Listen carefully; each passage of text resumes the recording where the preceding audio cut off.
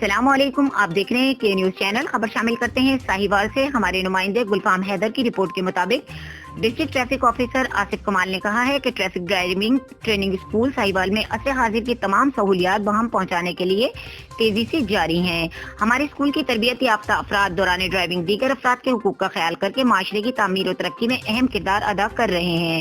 ان خیالات کا اظہار انہوں نے پولیس لائن ساہیوال میں قائم traffic police driving training school کے نئے 43ویں بیچ موٹر سائیکل موٹر کار کے طلبہ و طالبات سے تعارفی ملاقات کے دوران گفتگو کرتے ہوئے کیا۔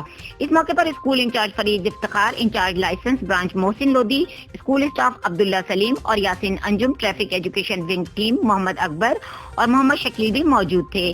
District traffic officer doctor Asif Kamal نے کہا کہ traffic police driving training school اپنی نوعیت کا پہلا اسکول ہے جہاں ماہر انسٹرکٹر کی زیر نگرانی بہترین ڈرائیونگ تیار کیے جا رہے ہیں۔